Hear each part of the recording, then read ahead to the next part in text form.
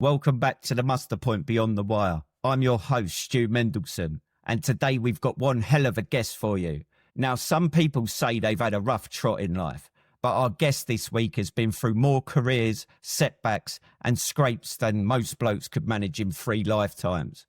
I'm talking about Chad Maskell. He's a veteran who survived Deepcut, been homeless, sold cars, worked in banking, done close protection, managed multi-million-pound logistics contracts out in the Middle East. He's driven lorries and grafted as a labourer. And that's just the highlights reel. He's hit more hurdles than your average man. But the thing about Chad is this: every single time he gets back up. These days, he's channeling all that experience into something that matters, the Veteran Housing Group. And he's on a mission to make sure no veteran is left behind. So stick with us, because this conversation isn't just about survival. It's about resilience, purpose, and proving that life after service might knock you down, but it doesn't have to knock you out. Here's my chat with Chad Maskell.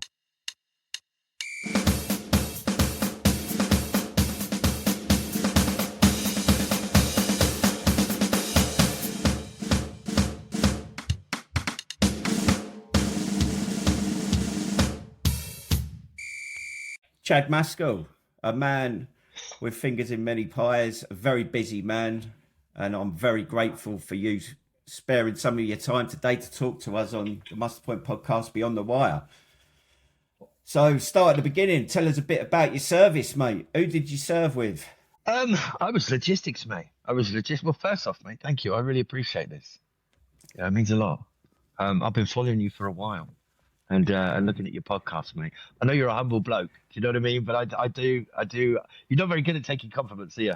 So No. Really that's well. One of the things I've uncovered in therapy, that someone gives me a compliment and I'm like, I'm the same. I'm like, oh, if I could do what I do, go away. Oh no, mate. I'm the same. I'm like, if I could do all of this and stay visible, I would love to do that, you know. But unfortunately, it's necessary. But exactly. Yeah, mate. So come on then, RLC. So yeah, logistics, mate. I was Royal Logistic Corps. You know, I joined September 97. And 397 intake 198. Did it all down in Aldershot originally, because I didn't join as a driver, right? The recruitment guy, I was running away from home, so anything would have done, really, to be honest. I did the entrance test for the army. Guess where the ball lands? Wicked, you're in. You know, one of those things. And they were like, well, you could be a Michelin star chef or this. And I thought, well, that doesn't sound like a bad shout. You know, the recruiter was a chef, and he kept telling me that you're always going to be warm, your belly's going to be full. And I thought, well, you're going to cook well, it's all going to be epic. So I thought, well, what's not to like? But I soon realized that I have zero passion for cooking, and I could probably burn a pot noodle. So I went through basic. And then went through an apprenticeship, because I joined as a junior soldier. So I went to Harborfield Apprentice College after basic, and then I transferred to become a driver before I started phase 2, really. So I then went to Deepcut Barracks, mate, and that was an interesting learning curve. You know all about that. So yeah, I think Deepcut was the first big public, it was in the public domain of it uncovered the fucking arseholes in the British Army, and it started the changes. Yeah, it was a dark time, mate. We had block fires, there was suicides. I mean, I was sleeping in a 4-tonner. There was so much bullying going on. There was, you know, it was horrible. There was a lot of fear. It was a very horrible time, you know. I was very young. My hair fell out from alopecia, and it was a really dark time, you know. But I suppose for somebody like me that was coming from a very interesting childhood, to join the military and then have to go through that process of, where there's lots of similarities, it wasn't the best experience. So my beginning stages of joining the military weren't the best, mate, really. Did you survive Deepcut and make it into the regular army, as it Yeah, were. yeah. Of course, yeah. Mate, I had nowhere to go, so and if I was one of those kids, because so my stepfather was ex-military, he was Air Force. He had anger issues. He was a violent man. I wouldn't say that repeatedly. I don't want to put too much shade on him, but he had this persona where you would live in fear all the time. Yeah. And I wasn't the easiest of kids, and I used to get a kicking quite regularly, to be fair. So, I'm not playing a violin. It's just one of those. And my mother was unaware of a lot of the things that were going on when she wasn't there. Yeah. So, yeah, joining the military and then, going through a situation which, it's just, it is what it is, isn't it? So you just got to keep fighting through. And Exactly. so you just, look, what breaks you makes you stronger. I've taken that philosophy into everything in life. So the only way out is through. So, yeah, I then got posted to 27. I just started the journey working within the logistic corps. Did a tour, did Cyprus, Bosnia, did a load of exercises, which I really, really enjoyed. Mostly not as a driver. I would attach myself to infantry units. That was epic. Completely different vibe. Like Grenadier Guards were awesome. Jumped onto the back of airborne exercises. They're nuts. That was awesome. And just wanted to get amongst it, really. Joined the boxing team, and just did that for a while as a tracksuit soldier. For 27. Everyone's dream, that. Well, you would think so, yeah. But I mean, if I'm honest, I hated what I was doing. I wasn't excited. I was surrounded by a lot of power trip people, within the RLC. I'm not saying that's the case now, but my experience, sort of jumped up Lance Jacks and people that were privates kiss ass in Lance Jacks and, people that would overemphasize their authority and when senior people were around. I could see through that, and I despised it. Bearing in mind, I had a problem with senior figures, from my stepfather, who I think he was a sergeant or a chief tech. But it is what it is. You just crack on and you just get on with it, really. But things just kind of went from bad to worse, really. Well, while you were serving, or yeah, mate, yeah. So I saw my dad die when I was like 5, 6 years old, when I was a kid. That it's one of those things you just sort of put in a box, you leave it alone. And obviously the issues with my stepfather, and then you join the military, and then you've got all these other people that are constantly trying to make themselves look good in front of other people. And I was surrounded by just gutless people. I couldn't stand it, but I was trapped. I didn't know how to deal with it, really. And yeah, I mean, is that what led you to leaving? No, so it was a sequence of events, really. What happened with Deepcut really did mess me up a little bit, but it's one of those things you just push it aside. It's normal, isn't it? It's just one of those. And then you see it all coming out, and you're just like, no one cares, no one listens. So what's really the point? And I'm not a snitch. I'm not going to grass on somebody. The only reason the thing at Deepcut got exposed is because somebody else found out what was going on, and they dobbed them all in. I never came forward with that. But I was hoping it would just sort of fade out and stuff, but it didn't. And just interesting, mate. Interesting. So what led you to? When did you leave? How long did you end up doing? My mother. Sorry, I got lost then at the last bit. My mother was dying of cancer, and she was pretty much all I had left. She retired at 39. She moved to Spain. A few years after I joined, and I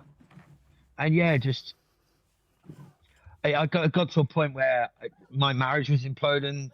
It was a bit of a challenging time. She was pregnant with somebody else's kid. You can imagine, I wasn't best behaved. I was young. I was stupid. I was juvenile, a young lad full of testosterone and very much an immature mentality when you're that age, So, by the time I got to 22, the regiment wouldn't help me. They wouldn't support me. I tried to transfer. They wouldn't let me go anywhere because they were undermanned. And I was just trapped, and things got from bad to worse. The guy that was responsible for what happened in Deepcut got posted to the same regiment. And I'm just like, mate, this is ridiculous. Like, it just got, and the military didn't know how to deal with me. I started to lose the plot. You know, welfare had no clue what they were doing. You get to the med center to some colonel who doesn't really know what they're doing. I'm not saying they don't now, but then it was a case of, oh, let's either give him some tablets or sign him off. You know, and that was probably the worst thing that could have happened. I was working on the doors. You know, I just turned into a bit of a nutcase. I'm not proud of it, but I went from being this timid little kid to just a complete nutcase. And I rebelled against them, and they couldn't control me. No one could control me. I had this pathway of destruction ahead of me, and I was just uncontrollable. So they said I was temperamentally unstable, and they couldn't provide me any help and support. So they med discharged me. They got me out. So got me gone. So they actually medically discharged you. Bang, see you later. Services no longer required. Bye. Yeah. So and what year was that? God, that was 2002. Yeah, 2002. And I was homeless for a year and a half. That's mad. So, but what I'm hearing is they didn't know how to handle you. No. So they medically discharged you to get rid of you. Got me going. And just discarded you. No duty of care. None at all, mate. They didn't. Look, I'm not all NCOs were like that. The OC was a lovely guy. Hated the sergeant major. Again, he was one of those sort of weasel kiss asses.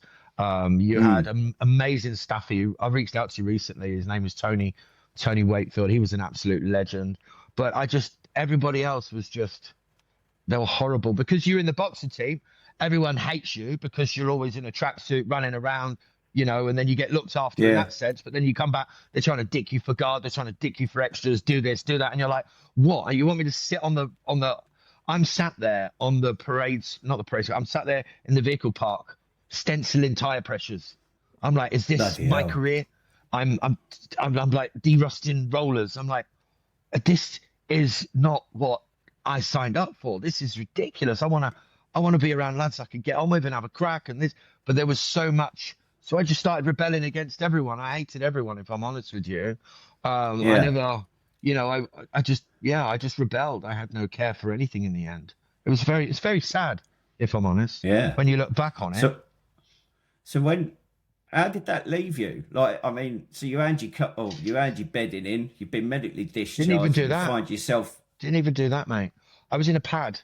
So my first wife, she was pregnant with somebody else's kid. So she basically came down and emptied the pad. So I had an empty pad. And then they said in so amount of days we're gonna take the keys. That's it. Yeah. So, and they did. I came back, doors were locked.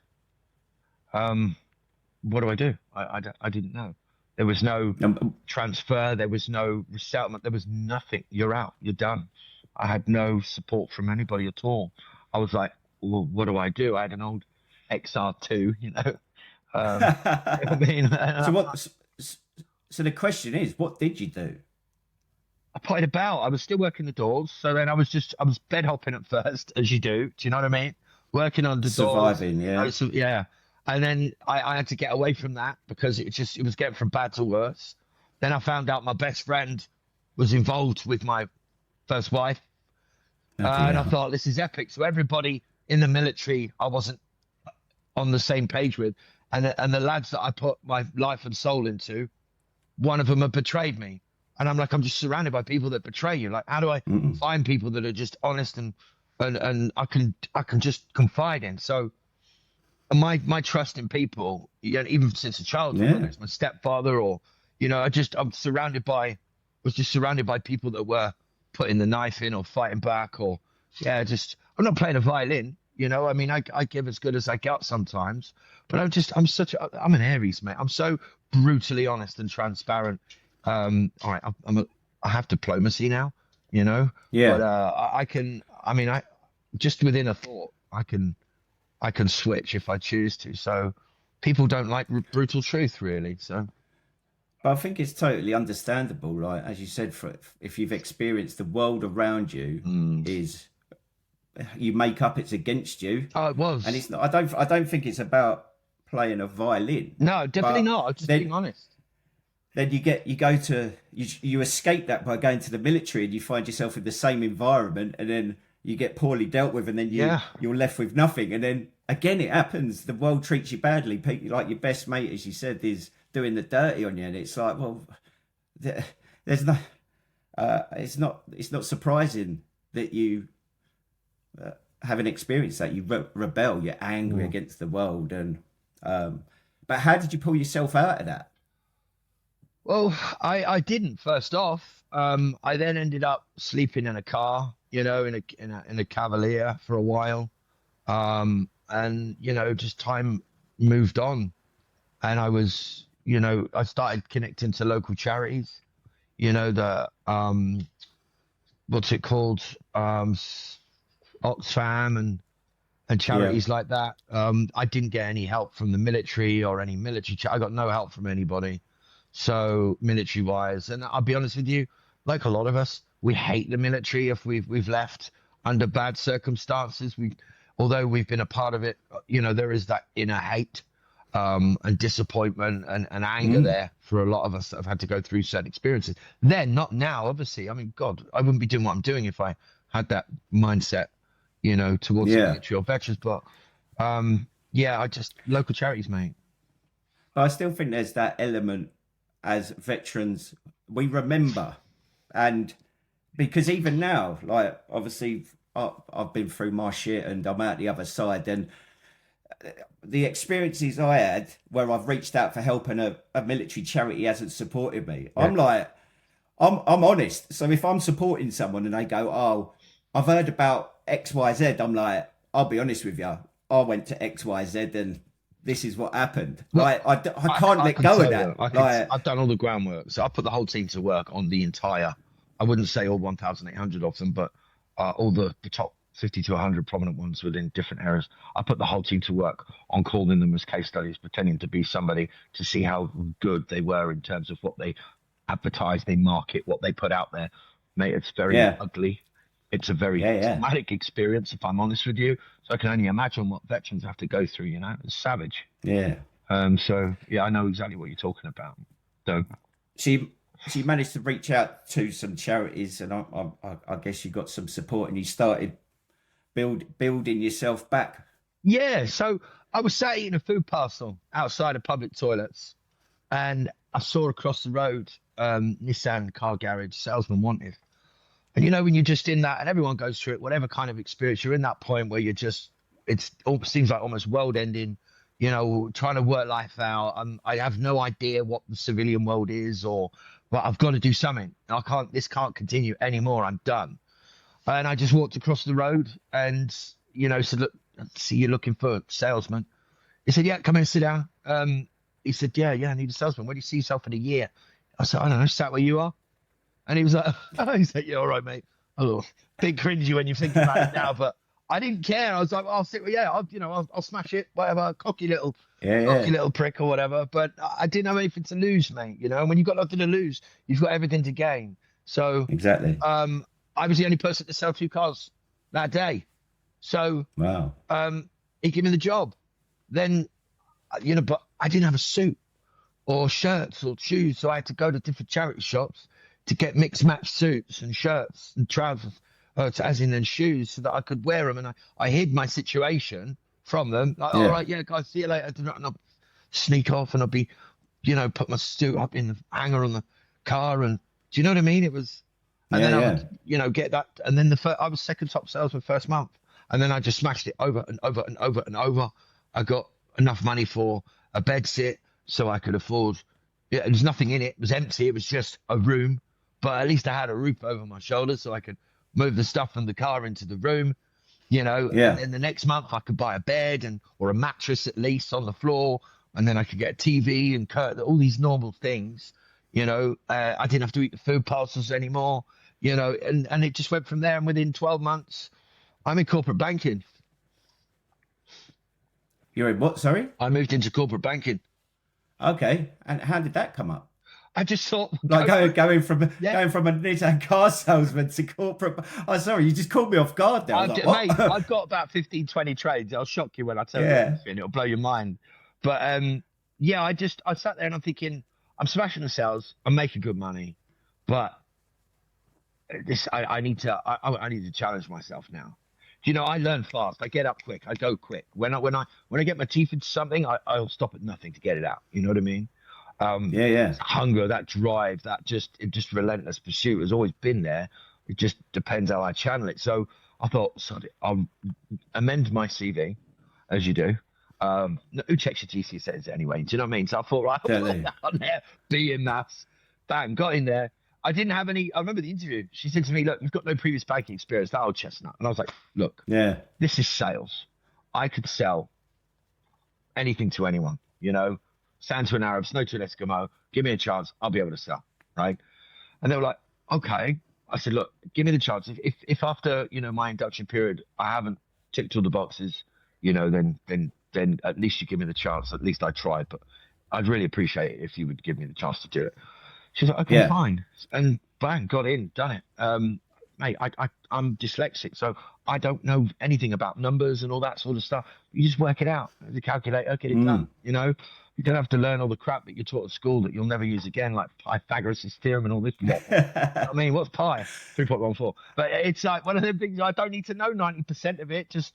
So then I would, as an account manager for Lloyd's, you're going through, you're selling products, you're selling non-regulated products, you're looking at people that are in debt up to their eyeballs, you're consolidating their debt, you're putting them into a loan, and that was before all of that hoo-ha was happening with people being taken advantage of by, banks and institutions consolidating loans for people's debt. But I was in that job for about 6-7 months, and I'm like, when you're just not designed for that world.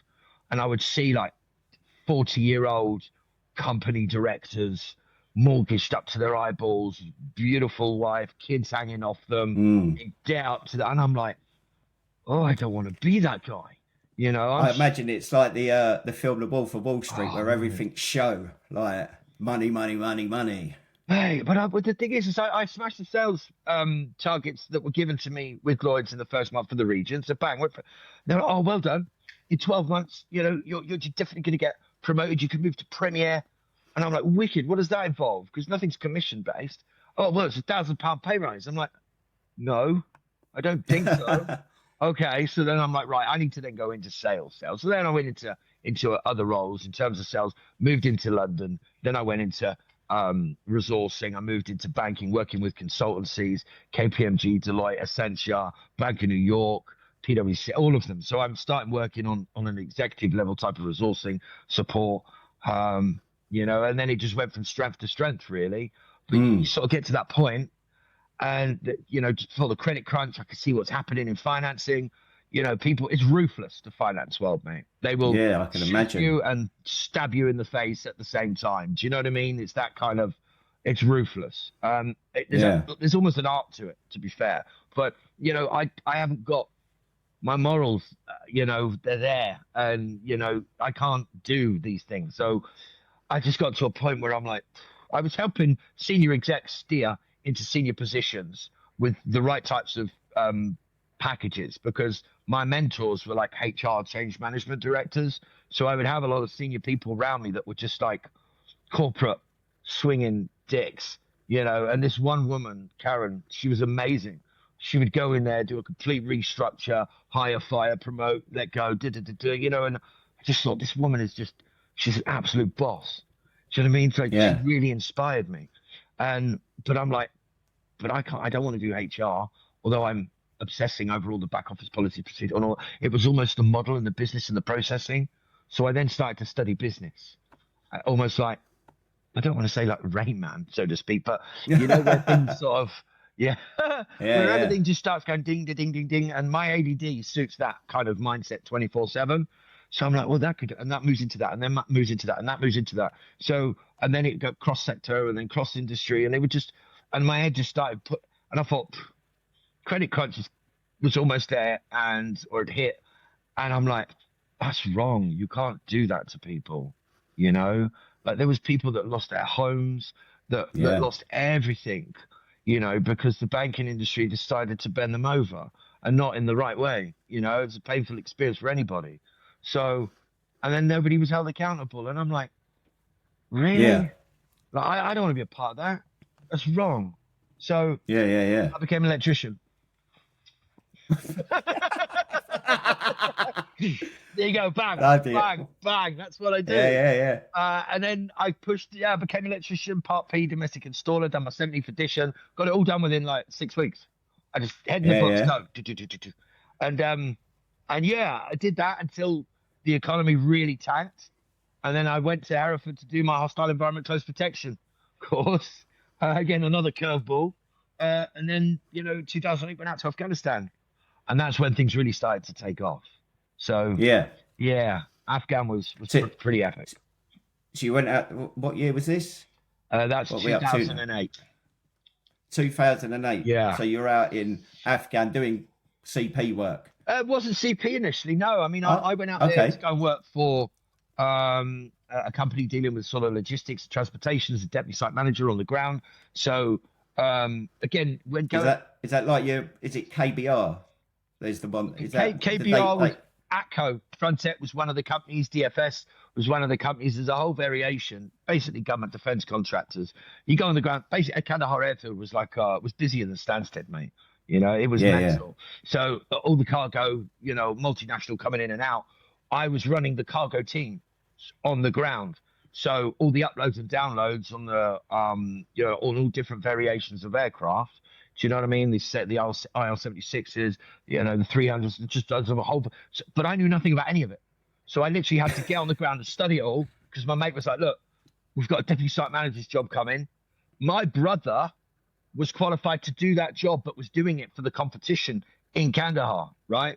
Yeah. For ATCO, and he'd applied for the same role. And he went, "Mate, if you want to get up to Afghan, I'll square you away." And I'm like, "You're a legend." So literally, bang, get the job. No previous experience, not a clue about any of it.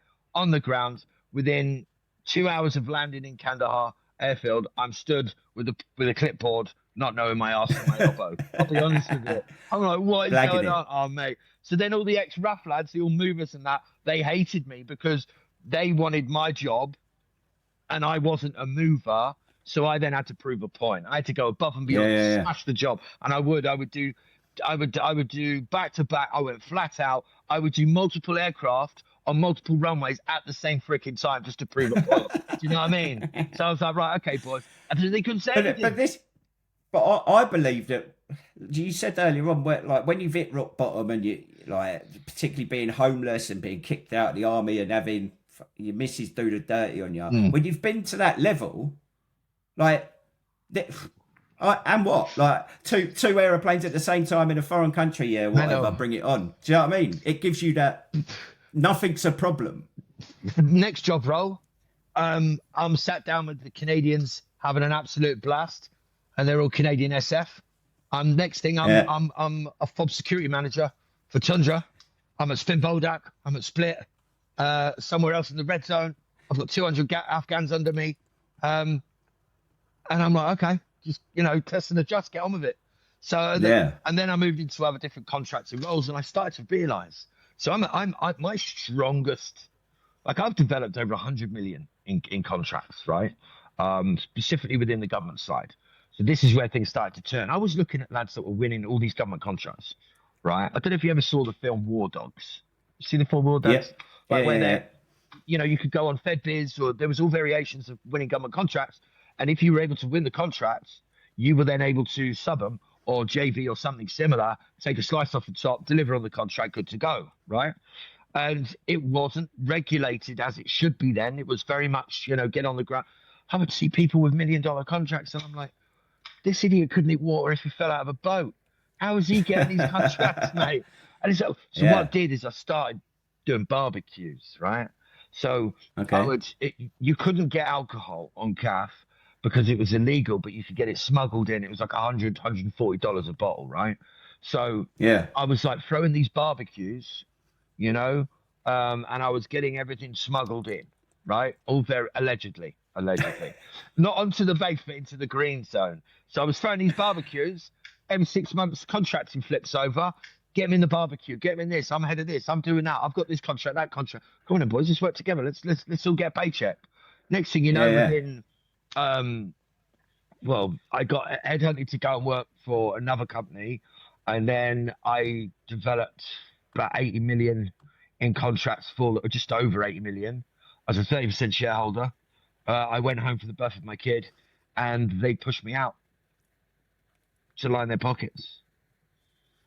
And then what I thought things were with them materialized quite badly for them, because I then started to, because I controlled everything, absolutely everything on the ground, like the new hires and all those bits and pieces. Was working with the guy that was there, was the most arrogant, self-absorbed, egotistic piece of shit that I have ever met in my life. Would love to say that to his face if I saw him, but it is what it is, an interesting learning curve. But very much I've made it, I'm in control, you know, typical arrogant British twat, if I'm honest with you.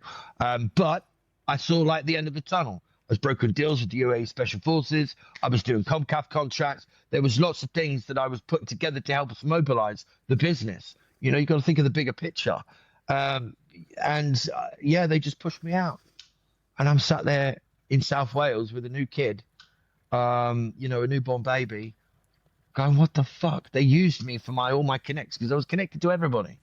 So I thought, okay, screw you. I'm gonna set up my own company from my spare bedroom in South Wales. So I started working with KBR UK, delivering procurement contracts into Kandahar Airfield from Kandahar City from South Wales. So I just built my own website, you know, and then within 6 months I'm in the country. Within 12 months, I've got trucks, generators, crane rentals, back to government contractors. I had a $1 million MOD contract. You know, there's lots of good things going on. You know, I was getting there, but but again, it was that being fucked over by the world or people in the world, and I haven't finished yet. I'm here. Go. Yeah, so losing 30% of that was a big, you know, I could have retired, and I thought, well, but what's meant to be is meant to be. And I thought, you know, what do I do? You know, but then because they took control of everything, that meant my network.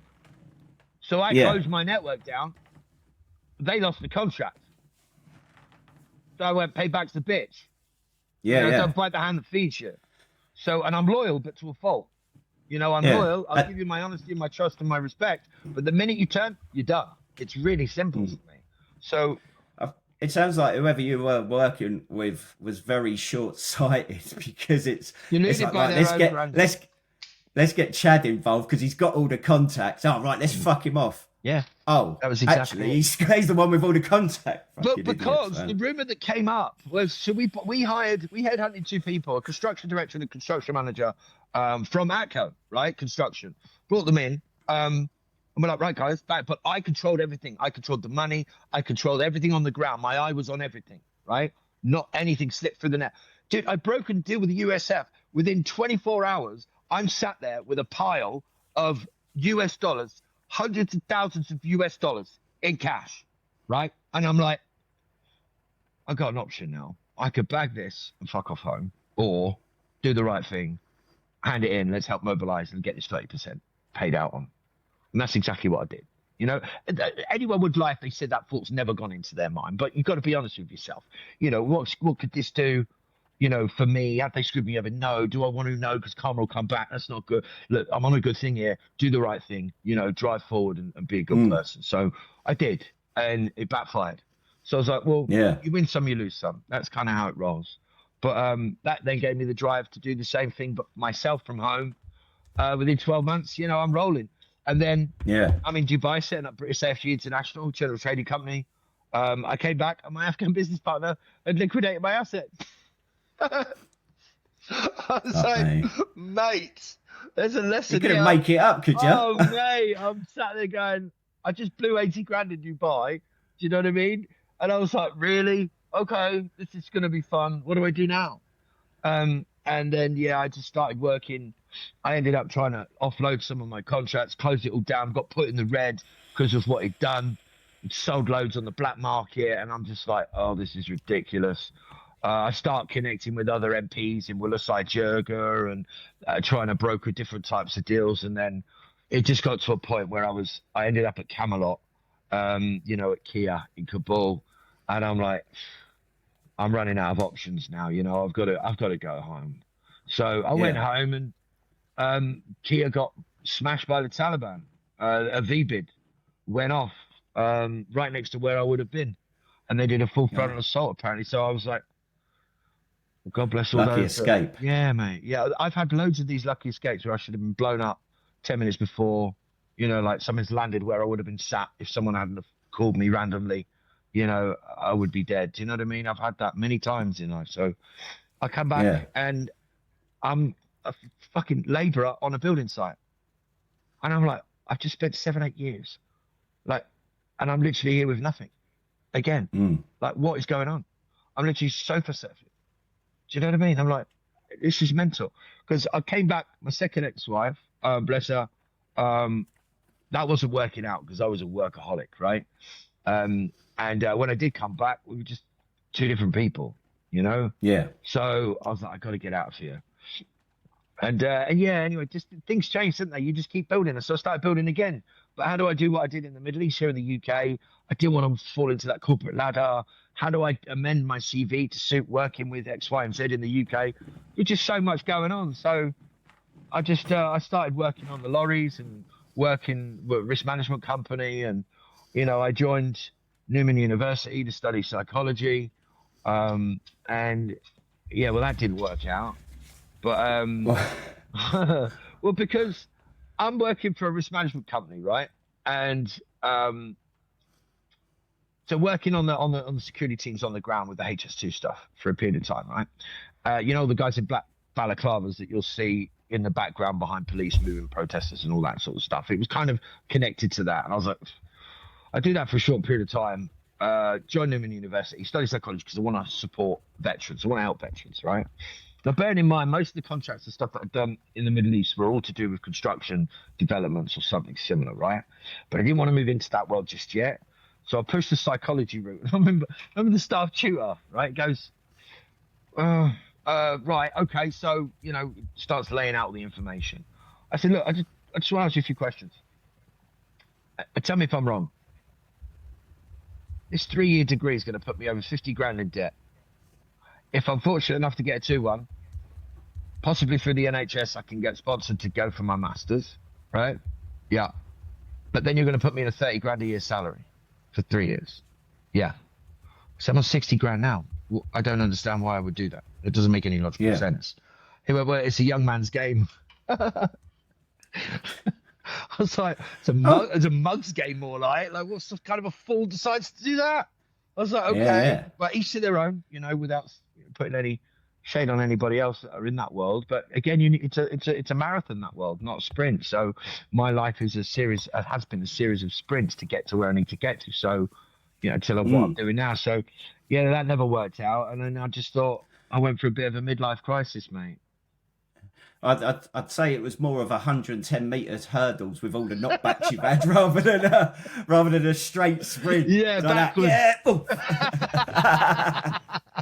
Yeah, exactly. So come on, Chad Maskell, soldier, car salesman, banker, close protection, Middle East logistics expert, networker, labourer, lorry driver, control psychology, dog handler, bloody hell.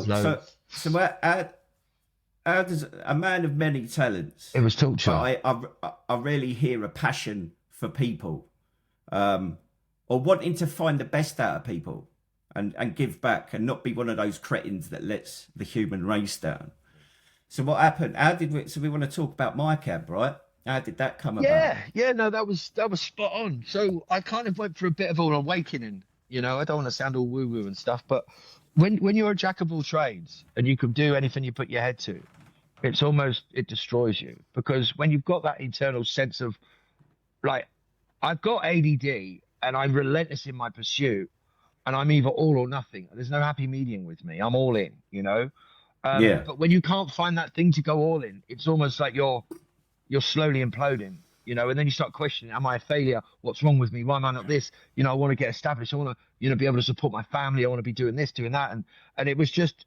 So I went through a complete awakening of sorts where I had to go. I went away on a course. I'm not going to promote them because they missold to me, and they're doing a lot of horrible things to people, which I'm going to resolve at some point. But I went away to do this property development type of course where I thought, well, I know a lot about property in general, so let's see what it's about. And there was a spiritual part of it where it sort of stripped you down, you know. Bearing in mind, most of us have got a lot of trauma, you know. Yeah. And put it in a box. Yeah, you're dealing with that, mate. Crack on, bosh. But you had to open that box, you know. And when you open that box and you face it, it just keeps punching you in the face, doesn't it? It doesn't matter what it is. We've all got it, you know. I'm not nothing special. So I had to face that, and that breaks you down to a blank canvas so that you can start rebuilding. And I had a one-to-one. I walked out into the countryside, bearing in mind it was at this manor thing, and I just walked out as the sun was coming up over the trees. And I ain't into all that, right? I'm just not. I'm not. Don't talk to me about any of that. Then I didn't have any faith in anything. You know what I mean? I was always trying to find faith in myself, really. And I just put it out there to the universe. I was like, look, if I've got a purpose, let's get busy. But if I don't have a purpose, kill me now. I'm done. Like, I'm literally done. It's torturing me. It's not just kill me now. I'm done. Right. And I've been through those moments where I'm ready to pull the trigger and all that sort of stuff. I've gone through those addictions. I've gone through those dark times. I was like, just if I've got nothing to do, just end it. All right. But yeah, if you exist and this is true and the universe is listening and people in spirit are there, in theory, my ancestors go back to the beginning of time. So I need all of you fuckers to pull together in spirit and help me out. You know, like I need to know what it is I've got to do. I've got a purpose. I want to help people. I want to change people's lives. I don't want it to be about me anymore. It has to be about, and the military. Come on, let's go. And then bang, bang, bang, bang, bang, bang, bang, bang. Literally everything just started landing. Maskell Investment Capital, property developments, resourcing as in recruitment, and then consulting, which is what I do anyway. That's that. Then veteran housing group. How do I house veterans? You know, there's going to be a transition there. So do I buy stock? I need to get backed by finance, pension funds, family offices. I need to start linking in the finance world again. I need to start studying sectors, private sector, public sector, military sector, charitable sector, start working out all the back office procedures and strategies and how it's done. It's complex. I need to know it. So I then Combat Care, that's a supporting mechanism, which is the training company, which also supports alignments with other charities. And then that provides mentors, psychologists, psychotherapists, counselors. And then I need another charity, which is a grant making the Veteran Housing Foundation.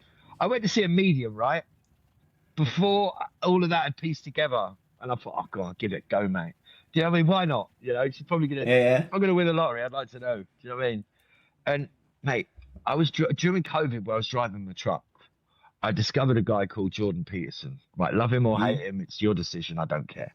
But the reality is that he was saying, look, as a man, you know, and I'm not taking anything away from women or whatever you identify as, but as a man, you've got to take a responsibility, you know, on yourself to just get out there and do it. Don't rely on anyone. Don't depend on anyone. You just got to get out there and do it. If I have to shovel shit, get out there and do it. Just do it. Because when you're out there in the world doing stuff, whether you like it or hate it, get it done, suck it up, and then something will cross your path when ready. That's what you're meant to do. So get out there. So I'm sat in the truck doing talks, right, during COVID, you know, delivering for the Royal Mail, you know, these big Arctic lorries. And I'm doing talks as if I was in a seminar talking to people. And the medium went up to me. She went, the talks you're doing in your truck. I said, you what? No one knew about this, Stu, no one. I went, you what? She said, the talks that you're doing in your truck. Yeah. She went, your mum's your biggest fan. Mate, I just got goosebumps. I got goosebumps now. I was like, I went, oh, you're good. You're good. You're good. Tell me more. What else am I going to? You know, have another kid. I'm like, oh yeah, I thought you were going to say that one, but you know, it's like great, awesome. But then she went on. She went, no. Listen, this is big. This is big. And I was like, okay. She went, you're going to create a number of charities. You're going to have a property company. You're going to be. I can see you with county councils and plans. I just see you standing there with plans, and I see the military. The military's on everything. I'm like, the military. I'm like, right. And she said, and you're going to be doing stand-up talks. She said, but you've got to understand something. The reason you've had to go through so many different experiences in a life of trauma is that now you're going to be put to a point where all of those trades experiences are going to be pulled together so that you can then utilize that and use it as a force for good. And you're going to be there to represent the military, to speak out, to help people, give them support and guidance. They're going to resonate with you because you've lived it. You're not listening to someone that's read it from a freaking book, which I can't stand to a degree. Somebody that's lived it, raw. If you walked a moment in my shoes, you've got a moment of my time. Do you know what I mean? Yeah. So I was like, is she on drugs or something? Do you know what I mean? Right. Okay. And it all started happening. Yeah. Do you know what I had? Maybe a few months ago, I had a similar sort of experience. It was with my therapist, where, obviously, the stuff that I'm doing now with the Covenant and sort of speaking to guys like yourself and Darren up at Veterans into Logistics and speaking to MPs and speaking in Parliament, and I was like, it sounds similar. I had some sort of awakening where I was like, none of this would be possible if I hadn't have been blown up in Afghan, been treated the way I was, spiraled into addiction, tried countless times to get clean, had all that therapy, managed to get myself clean. Like it's all necessary. Maybe people listening to this may think, yeah, fucking hell, these two, what they on about? But it was something. It just like opened up this door. I was like, it's. Do you think all meant to have happened? Like, do you exactly? Think like it's got. Nobody really knows the answer. So then we all start searching and we're trying to work it out. Everyone's trying to work it out. We thought our parents knew what they were doing. They were winging it the whole time.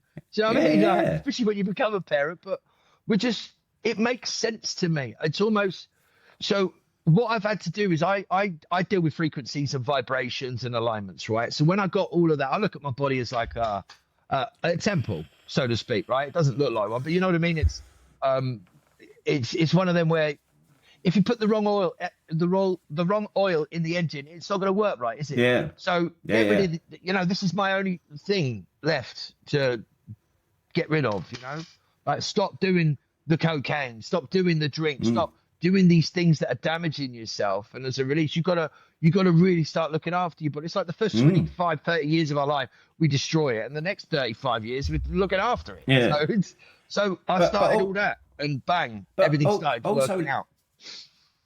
Also letting go of that, not just the physical things, but like the emotional, because for me, and by the sounds of it, you could be similar, that I had a lot of anger and resentment against the forces, of the way I was treated, and it just 100%. Didn't serve me. 100%. And it sounds like you're well within your right to have a lot of anger and resentment against life. True. But it's almost like, do you know what?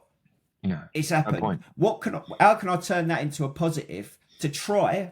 Yeah. And I think that's what I know we've spoke many times over the last few months. How can we do our best to come together and make sure the shit that happened to me that doesn't happen again? Well, that's the point. And that's the point. So I slowly realized that what I was creating was not out there on a scalable basis that can really work in every sense. So our model with Veteran Housing Group is incredibly complex. Complex. People have tried to copy us. There are similar models out there that are doing things, but not to the level that we're doing it. Like our model is I mean, we've got access to pension funds. Our first financial release is 35 mil. Once we get to 50, I've got access to another 250 mil. Like there are a lot of people around us that understand what we're doing and how we're scaling it. And because local authorities, we're not costing local authorities a penny. So to the layman, what is Veteran Housing Group? So Veteran Housing Group is the transition from start to finish, including the exit. And that's the most important part, is the exit. So there's lots of companies that do lots of things that add value, as and when. Many do recruitment, but when are you going to live? All right. The smart move here is you've got to focus on the real transition part from start to finish. But it's not one industry. You need multiple industries, So let's say, for example, over 15,000 leave the military last year, right? Estimated. The reality is that there's a huge proportion that move into social housing. There's a huge portion that move into private types of housing. It just depends. It's relative to their situation. It depends on who, what, where, when, and why. But most of us that grew up don't want to go back to where we grew up, you know? Like there's nothing there. We're running away from that place. So we then, where you were last posted, you get put on the housing register, right? And then you're pushed out, you know, get on the register, and then you sit there like everybody else. There's no real support and guidance, despite what they're marketing and advertising out there. It's all bullshit and waffle, because we've walked that process many times. So I'm like, but once you get to local authorities, even the local authorities are struggling, because you go to local authorities, they're linked to RPs, housing associations or care providers. But that housing association, you then need to be a managing agent that does all the services. You then need to be the investment. You then need to be the landlord. You then need to be the service provider. There are, as in the care provider. There's a whole variation of different organizations that need to be brought in. I was like, well, sod that. Let's bring it all together under one thing, and then link in with the corporates, which we are doing, and then we'll cover. There's the footfall. We'll work the different pathways. We'll link it to the NHS, link it to this, link it to this, link it to this, but we'll become the central entity. So when I go to a local authority, and most of the time, like, you know, I'll sit with the MPs, people like yourself. Oh, look, you know, I know MP, you know, Kevin Benavian, amazing bloke, isn't he? Amazing bloke. And there are people like him who have epic teams that really want to do a lot to support their constituents, like their people within their areas. So, you know, I use Kevin as example with Stevenage. You know, he wants to go above and beyond, as does he's then linked into the chief exec. And the chief execs, you've got some that are proactive, some that are not, right? So that's when things start to get a bit interesting. They normally palm it off. They palm everything off, if I'm honest with you, most of them. But there are a select few that are quite passionate about veterans, and they'll go, yeah, let's get this done. Let's pull the board in. Well, we know how to navigate that entire process. Yeah. So that board meeting, I'll be sat with the forces champion, the asset director, the directors of communities, opportunities and partnership. We link him then with the housing benefit lead. The DWP lead comes in. Everybody that's linked to that is at that meeting. And we then say, right, we've got two options. We're going to be a central entity to build out within your demographic. I'm already registered with an RP, a registered provider, because you can register your RP anywhere. It's not rocket science. They're the ones that do your billing for you, because you're an RP. They can bill 100% of the feedback to government, as opposed to a non-RP that can only bill, I think it's 65%. So we can align with any RP, providing we have an SLA, a service level agreement. So I'll say to them, okay, I'm either going to buy stock in your area, and I will convert these micro hubs, right, from 3 to 5 bed studio self-contained apartments for independent living. Nothing shared, not interested in shared.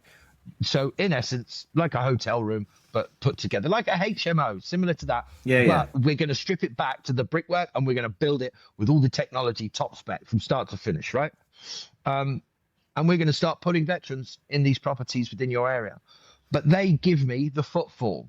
So all the veterans that you've got registered on housing benefit, those on the waiting list, those that have specialist care needs, whether are on the social register, those that are waiting or trapped. There's so many veterans that are trapped in accommodation with no support, because everyone said, oh, we'll house veterans, but then they don't provide the level of support. There's only a select few companies or charities out there that do that. It's like you said, there needs to be, it's almost taken them from being a vulnerable person into a fully functioning member of society. Yeah. And it's good to get homeless veterans a roof over their head where they're safe. Yeah.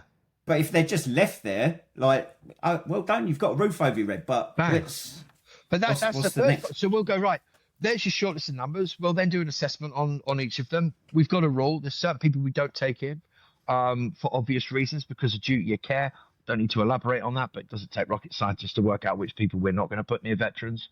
But the reality is there's a whole variation of lads and lasses, guys and girls, men and women that, are looking for. Some of them are anti-military, same mentality that we had way back when, but we're like, this isn't the military. You're sort of aligned with people that are, similar thinking, but we're going to help you on that transition part. This is the important part, right? So we're going to bring you in. We will then put those vets into our micro hubs. Alternatively, we can turn around to the council, which is what we are going to say, look, you've got stock on your books that, and I mean, some councils have got thousands of assets on their books, right? That you don't have to offload and sell, because the minute you sell them, you lose the value. You've got nothing, right? Which is not a smart move. because of the limited support local councils get from government financially, they're having to find means and ways of trying to work things out with these assets. So I said, just give them to me, asset transfer them to me. I want a 100-year lease on them. I will completely redo them. So if it's a 20, 30, 50 bed, and these are our larger hubs, by the way, Stu, we will basically put them under veteran housing group. We will then leverage against that lease to be able to repurpose that entire building, and we will then make it an example of what it is we're going to be delivering. We'll bring in the media, we'll bring in this, bring in that, make it look really good as a community thing where everyone as a collective is coming together to support it. And these larger hubs also have training facilities. So all the local charities can come to these. Mate, Op Valor, I pitched it years ago. And although the cost of our hubs are incorporated into the housing, so you don't have to ask the taxpayer for the money. Do you know what I mean? Every year. So it was like, look, how could we try and build these things without being dependent on government handouts? Because government always changes every few years, and then you could implode what you're building. So we're basically repurposing council stock for them at zero cost to them. Every year that goes up in value, so they're basically holding on to it. It's doing something great for the community. They haven't got to deal with anything because we're going to take over all of the control and the pathways and bring it all in so that everyone helps and works with each other as a collective. And then boom, they just got to step back. Veterans are now never going to be an issue for us again. Yeah. Private landlords are not bleeding from us. We're saving a fortune. We're making millions in terms of asset value. What's not to like? Yeah. So what I'm hearing is, from a veteran's point of view, a veteran that's struggling with housing, employment, mental health. So veteran housing group, the bigger picture, veteran housing group, along with combat care and your other branches, can take in a veteran, fix their head, fix their body, retrain, repurpose, and then push them out as fully functioning, well-to-do members of society. But the kicker as well is that you're going to take this responsibility and burden off the local authorities, therefore saving them money and making them look good in the long run. And also adding, because we spoke yesterday, didn't we, where I know for a fact a lot of local authority housing frontline officers, they don't understand veterans, they don't understand it's a challenge for them, trauma. Whereas veteran housing group has got that lived experience to deal with veterans. Metropolitan district, county, I'm very pro council, mate. I'm really pro council because the councils are full of great people. All right, they are full of great people that are busting their ass, to do so many things, but they have limited support. And 9 times that, you're going to get your idiots. You're going to get your ones that have got the title but don't do the work. You're going to get those that are just freeloaders that are rolling. You get that in every industry. But there are amazing forces champions. There are ex-military people in these county councils. There are people that are not ex-military, but they're very pro-veteran. Not all county councils are like that. I mean, Birmingham's probably the worst, I'll be brutally honest with you.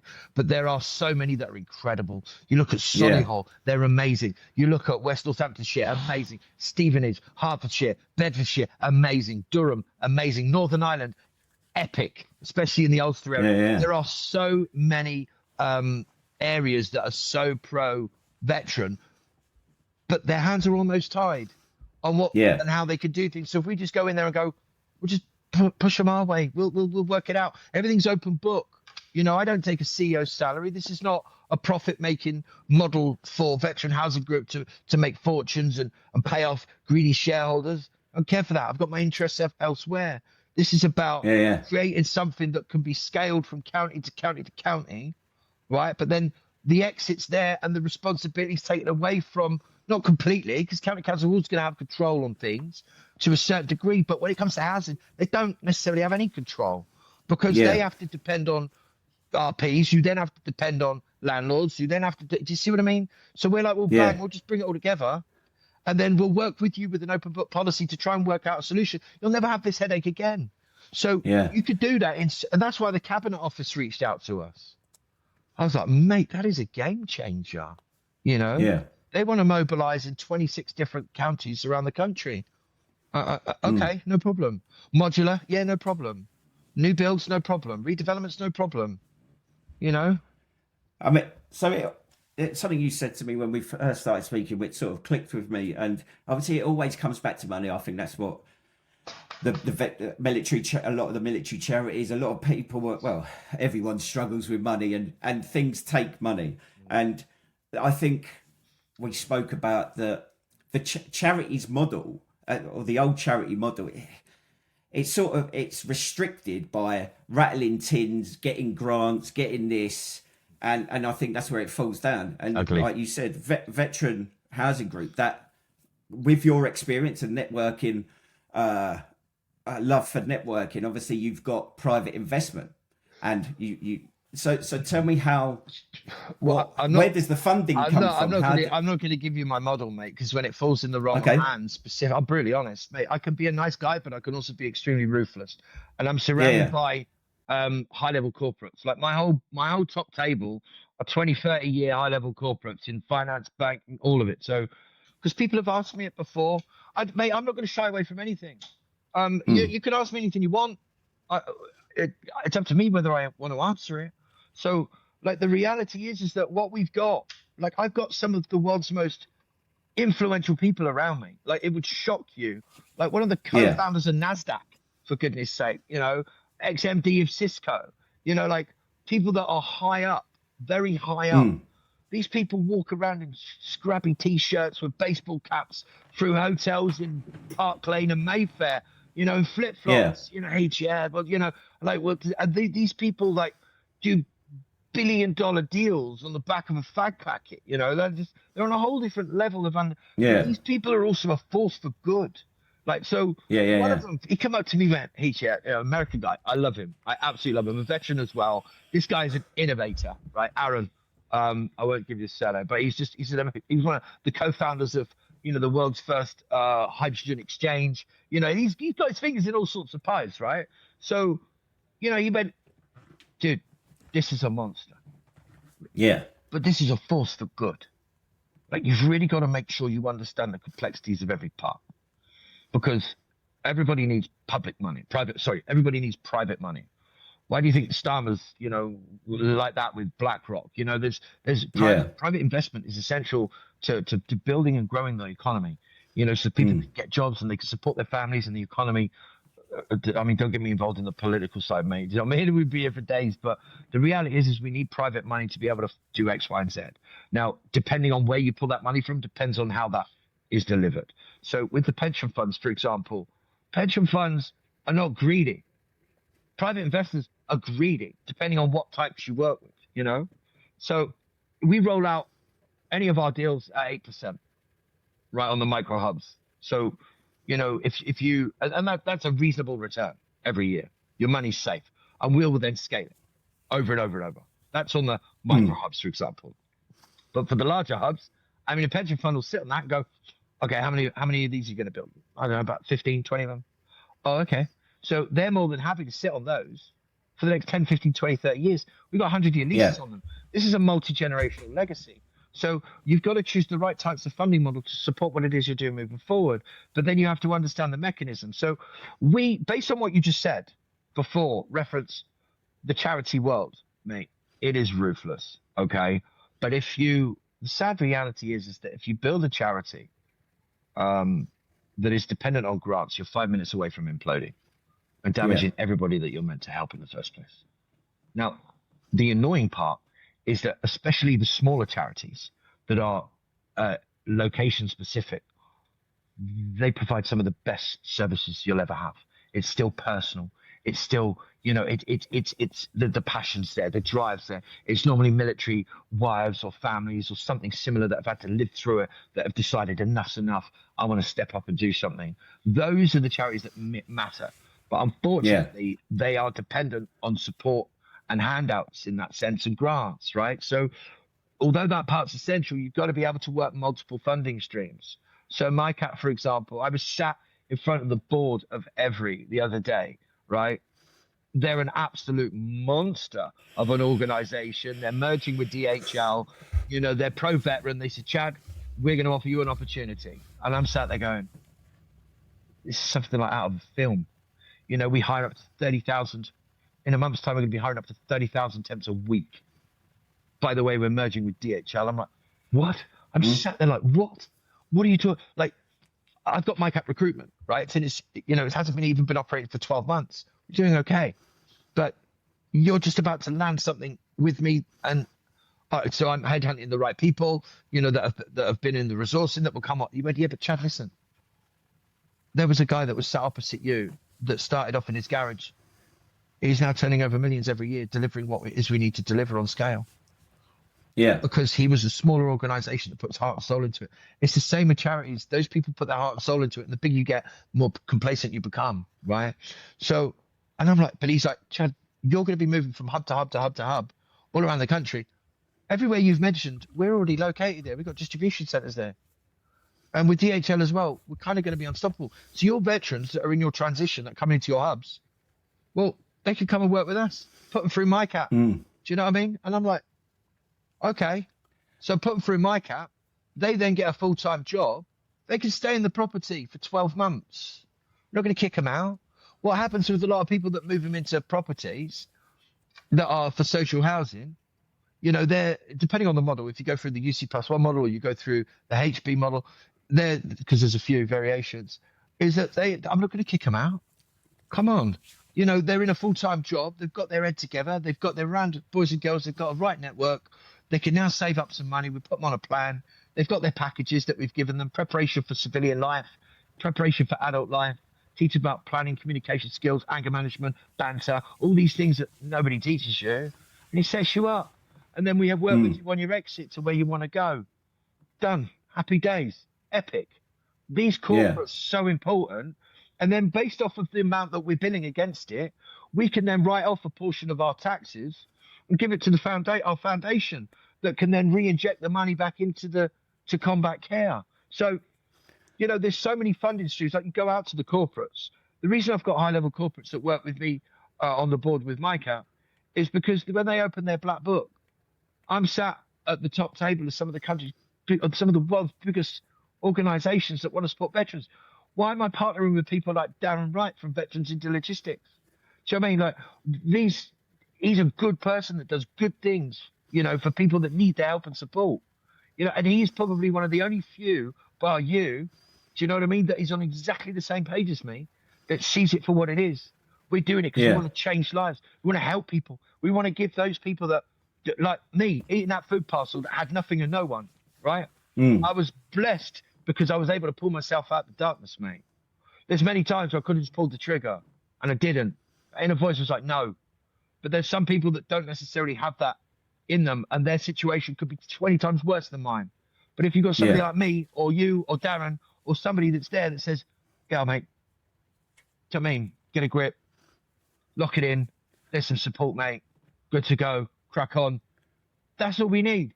So that's what's happening. We're building this network with the corporates that can write off a percentage of their corporate taxes. Instead of paying the tax man, give it to a charity, give it to ours, because we're going to put it to good work. Open book policy. We're going to help the boys and girls. The corporates turn around and go, well, come and work for us. Amazon just turn around, we'll put $8,000 into your training. Amazon UK. I'm like, what? $8,000 we'll put into your training. What, per person? Yeah. Okay. You know, these large corporates, and I'm not intentionally plugging them. DHL are an amazing organization. You know, I don't need to plug them. They're already there. They've already made it. But they are so welcome and supportive. They need the footfall. We need the job roles. I don't have to worry about external agencies and all this stuff. It's all there and done in-house. So every hub has a resourcing element with MyCap alongside it, as well as the foundation, as well as combat care. So every hub operation will have that and move and mobilize from location. So it works every time, you know? So it sounds like there's multiple funding streams from corporate to private pension funds and that. Mate. But it sounds like it's heavily reliant on the personalities within the local authorities, the councils, being open-minded to this. So if there is a CEO or a member of a local authority, what would you say to them now? Well, I'll be honest with you, mate. It sells itself. The challenge is people. So I threw a bit of mud actually on Birmingham City Council. It was a bit harsh with me. I shouldn't have done that, if I'm honest. I don't like doing it, but again, I'm very honest and transparent. If you're amazing, I'll promote you to the world. If you're not, then I'll point out what you're not doing and hope that we can work on finding a solution. They have over 30,000 veterans within their area, right? Of which, because we work on numbers, mate. Everything's about numbers, projections, and extracting the data. We're obsessed with data. So we know that there's at least 1,300 veterans that are on their books. You know, and I sit in front of them and say, look, we're a transition that we want to pull them off the benefits. We don't want them on benefits anymore. We don't want them billing the taxpayer. We want to put them into our transition, get them off of benefits, get them employed, get them into the world, you know. And they went, well, you know, we've not really got any problems with veterans, and there's not really, they almost have to wait till crisis for them to pay attention. Yeah. And, you know, well, we did something 5 years ago. I'm like, pre-COVID, that's over 90,000 veterans that have left the military in 5 years. That's what you're giving me. That, well, you know, we don't really see there's. I tell you what, Chad, you bring us the numbers.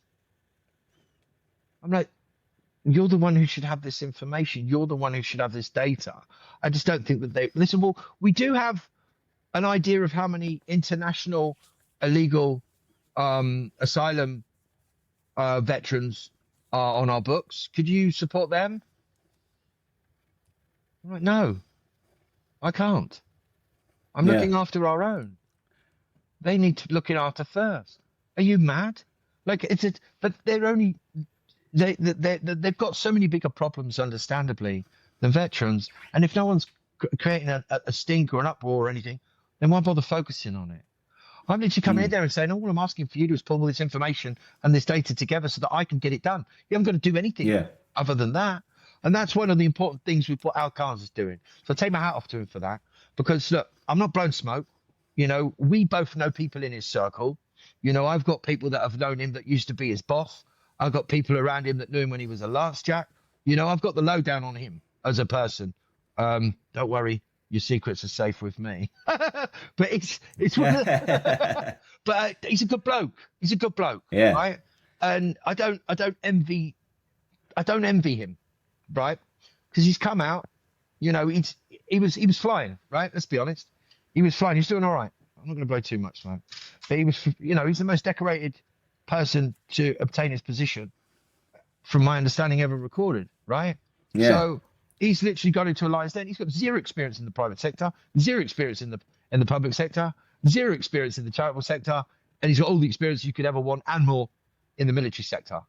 Well, you're in my ball pit now, mate, and it is ruthless.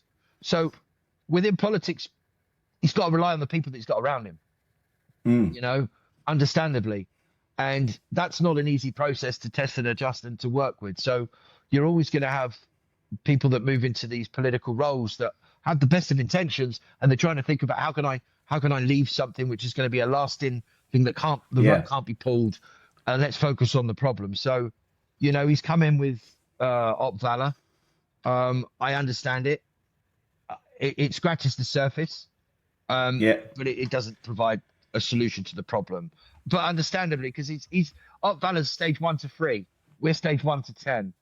So the reality is that we know how hard it is internally to do that and extract it. But the most important part is the data. But until that's legally mandatory for authorities to do and deliver on, it might be a challenge for some of them that don't really want to help. Yeah. So well, I mean, what was it? Last month we had the pleasure of meeting Al at we did. Royal Sutton Coldfield Breakfast Club. You've mentioned Valor.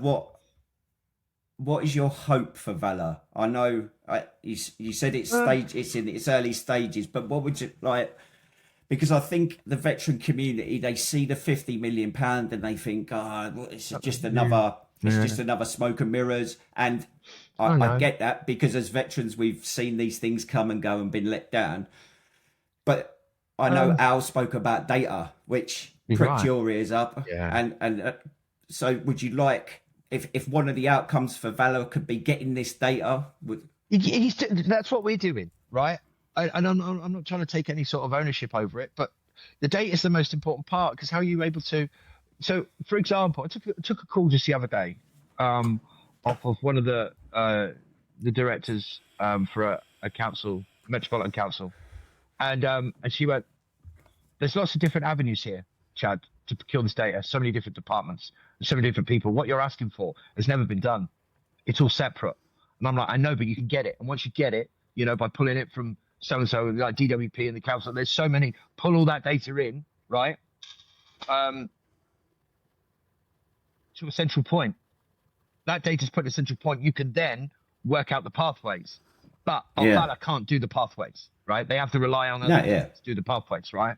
So, but this is what was eye-opening to me, because the 50 million isn't there. We're not talking about building new trauma centres. We're not talking about building new hubs. Valor's piggybacking on the back of them and just trying to bring it all together, which I think, I don't know what your opinion is, but I think a lot of the veteran community miss that. No, look, I get it. I get it, mate. I get it. Like, so, look, the thing is because this is my world, I can see straight through it. I understand all of it. But I don't deal with the OVA. I don't. If the OVA collapsed tomorrow, it makes zero difference to me. Zero. It makes no difference at all. I'll be brutally honest. Think it'd make a difference to any veteran at the moment, would it? I'll be honest though. There's no. I have no need for the OVA, Office of Veteran Affairs. Really, there's nothing. There's nothing it brings to us because we're on the ground. The most important part for us is the local authorities. The local authorities are the ones that have it. We just need to pull it together. So and every single. This can't be done from a central point. It's impossible. Right? Because every local authority is different. You're literally moving into a completely new mechanism. The different titles, different positions, different responsibilities. You know, some people go, I'm an armed forces champion, but they're freaking useless. You know, whether they're from the DW. Because they don't know what they're doing. But then you've got people that are taking the position, but because it's not a paid for role, it's just an add-on. They're power tripping on it. You've got some that are doing epic jobs, like, you know, you've got your Elizabeth Gorge, you've got Mick Nealis, these people, you've got, you know, Roger, there's just so Richard up in Manchester, McAvoy. You've got some great people that are driven to represent their forces champion role within their organisation, like the DWP, for example. You know a couple as well. You know, they are epic. But then you've got a huge proportion that's complacent, or they don't do anything. They don't respond. They just waffle. You know, they just, it's like, oh. But so if you focus on the good ones, within certain areas, you can get things done. But centralizing that pathway to one point where everything can get done and it's tailored to that authority is why we're doing what we're doing. So, Valor, if you open up 10 centers and it costs you X, Y, and Z, great. It's going to do something positive for people. I'm not here to throw mud at Valor at all. And I understand why people be upset about it, because there's also a clique that's connected to the OVA. There is a clique that's connected to the Armed Forces Covenant. There's a clique of people that are getting certain types of grants. There are the higher, larger, bigger charitable organizations that could do so much more, and they don't, you know. And I'm not going to say who they are. We all know who they are. But I have no interest in that. You know, the reason we did what we did is so that we didn't have to rely on government, because unfortunately, you've got good people in government, right? I say unfortunately. It's not unfortunate. Fortunately, you've got great people in government, right? You've got great MPs. You've got great ministers in all the parties. But they're only guaranteed 4 years, aren't they? And they're in all different parties. If I could just pick all the good ones, put them into a new party and go, bang, epic, let's go, you know? So that's why I'm not party specific. And people ask me, I'm like, no, don't pull me down that Labour, Conservative, Lib Dem. I just don't. I'm focused on people. I'm focused on British people. I'm focused on British veterans. I'm focused on British communities. Let's work this out. So our model had to be non-dependent on grants and handouts. The grants and the handouts are an added bonus as and when. So sorry, I deviated away from your initial question there in terms of Hot Valor. I wish Hot Valor the best of luck. You know, you'll get people that are taking it on, but we're doing this with Valor, and we're doing. Anyone could spend 50 million of taxpayers' money and take it as an achievement. An idiot could do that. I'm not sure anyone's boasting doing anything for Valor, because I've got. There's a few, mate. It's pilot. Oh, is there? Yeah, the Old Boys Network. Yeah, it's normally ex-officers that come out. You know, they move into prominent positions. I'm not meaning to slander, but that's a fact. They have no clue about a lot of what's going on in our industries. because the pilot area, which is underway at the moment for Valor, is Sorry. Liverpool, Manchester, and West Yorkshire. Right. And I've spoke to some guys I know well up there, and they're like, when like nothing. I don't know they don't know what's going on, and I get it. I get it. These things take time and fucking. No, I wish you the best of luck, but there's nothing that Valor can bring to me that we can't already do ourselves. So what's the point? Yeah. I don't understand. Like this is our world. This is what we do. There's already similar types of things that are happening to Valor and to us all around the country. So just going, well, I'm going to put 4 centres here, 5 centres there, 3 there, and and the taxpayer's got to pay for it. It's not a smart move. I don't agree with it at all. I think it's a stupid move, personally. But the corporate sector is where it's at because corporations are billing tens of billions in corporate tax returns. And they are all capable of writing off a percentage of their tax returns to good causes. BAE drops at least 30 million a year in good causes. They take out their pocket and they go, nah, to the tax man, let's put it to great causes. That's BAE. And again, I don't work with BAE. I'm not blowing smoke, but I'm just saying there's a lot of great Yodel, go above and beyond. Asda, go above and beyond. The pallets. There's so many, organized corporates out there where you can extract that money and it doesn't cost them, but it's good media. It's for good purposes. It creates positive things to support communities and it helps get the job done. I don't have to rely on these larger charities that are almost guaranteed their portion of X, Y, and Z. I'm like, go away. I don't like what can you bring to us that we can't already do with the corporates and with the local authorities? It doesn't make any sense to me. So I kind of just let them do their thing. I know I can be quite vocal, but I'm just I don't mean anything in a bad way. I'm just brutally honest. Don't get me started on the Armed Forces Covenant. So tell us what is in the pipeline for Chad Maskell and Veteran Housing Group, and I'm waiting for you to turn around and go, I'm going to fucking space, Stu. Mate, no, sod that. I'm scared of heights. No, mate, I'm just we're just rolling it out. So, county councils, they're really struggling, mate. And I don't want them to, So I'm saying, look, as well as I do, we've been pulled in every direction right now. From because MPs and chief execs and councillors, the directorates, they're hearing about what we're doing, so they're like, we're coming here. Let's have a look. Let's see if we can do something. It's very much a genuine, open discussion. And then we're like, well, let's just get, because it's a huge headache. They're having to do everything else as well, because it's so separate and so disconnected. Centralize it, mate. Centralize it. I control the reason veterans are being turfed out of properties is because the people in control of them don't own them. That's not a smart move. No. You've got the housing association, like that one up in Bolton, for example, right? That property, I've had a look, I've had a walk round. I met some of the residents. I went with Darren, from Veterans in Logistics. He took me there.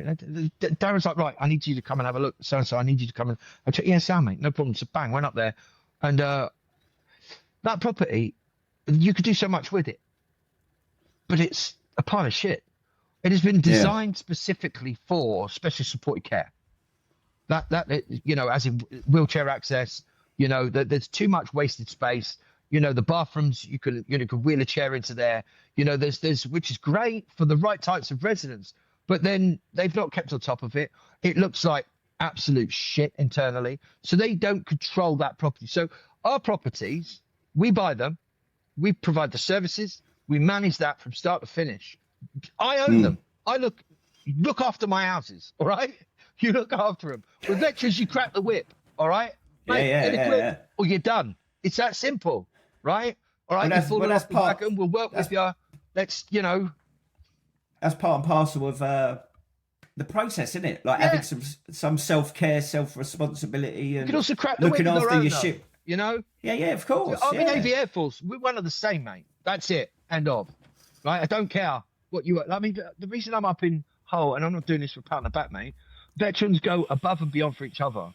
So just the other day, right? And I'm not saying anything to promote myself or anything like that, because I don't, mate, like I said, I don't give a shit for that. If I saw that there was a 91-year-old veteran, right, that had just died with no family, I'm sat there, I'm like, well, that's not going to happen, mate. Right. Let me get this on social media. Let me call on everyone. Right. I'm heading up to South Shields tomorrow, you know, or the day after tomorrow.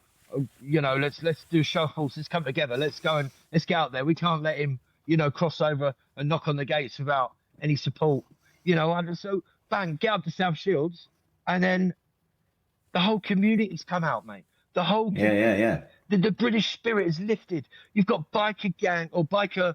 I don't want to say gangs. A biker. Yeah, I know what you mean. Know what I mean? Clubs. Sorry. And these boys are just beyond patriotic.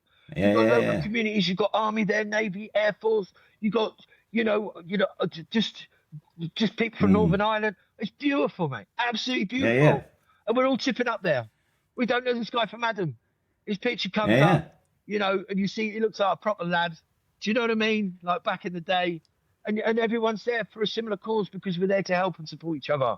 You know, we don't need the media. We don't need awards. We don't need that. I hate that, for the record. I can't stand all these awards and well done and no, it's to create awareness. No, I'm sure it is. But I don't care for them. Don't come knocking on my door for them. I'm here to get a job done. You know, it's about, I'm not doing it for any of that. I'm doing this for my people. I'm doing it for my communities.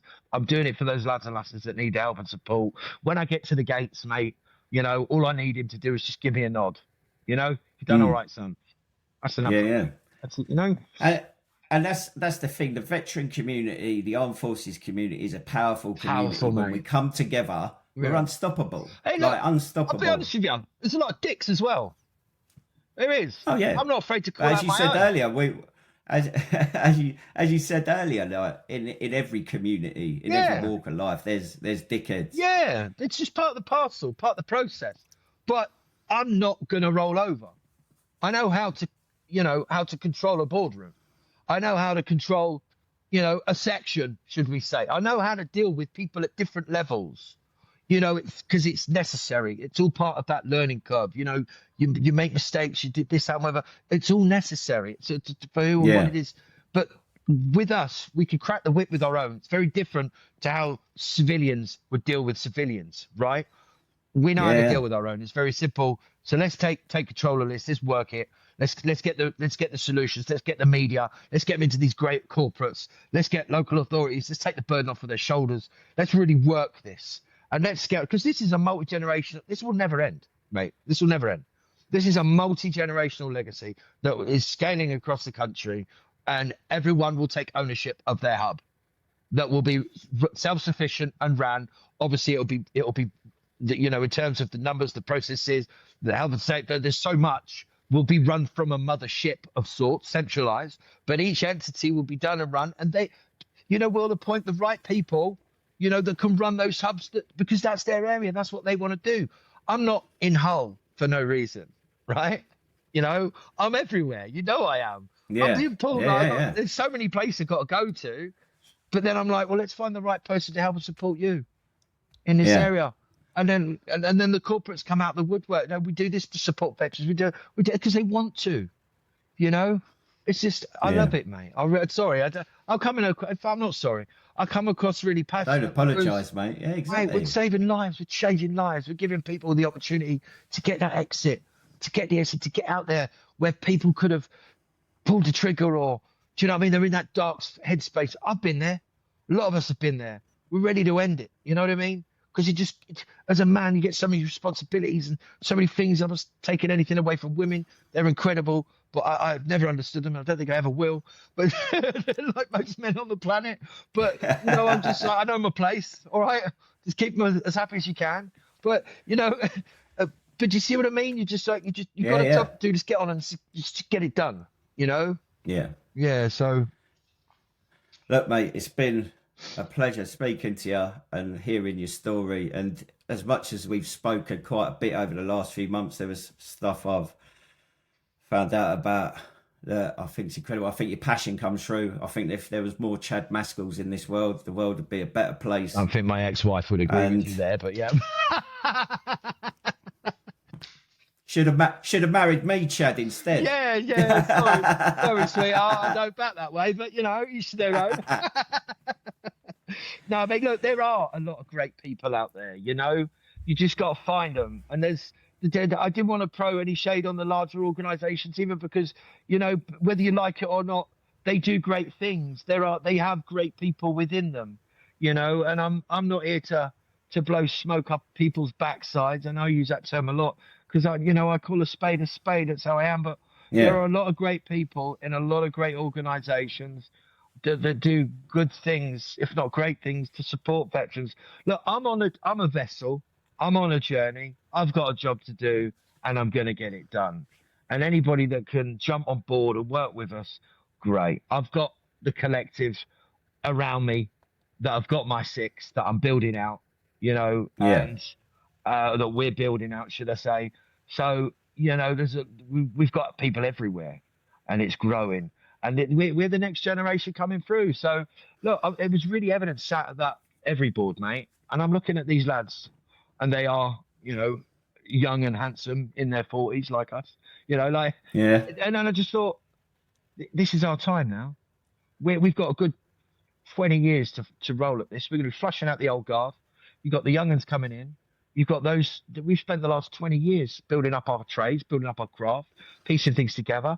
And our networks are powerful. When you put them together, good people create good networks of great capability. And you just keep building and growing, building and growing. So our network's coming through now. And we're flushing out what doesn't work. And we're putting in what does. So get on board or move out the way, really. Yeah, exactly. Kind of how it's going. Exactly, mate. Sorry, mate.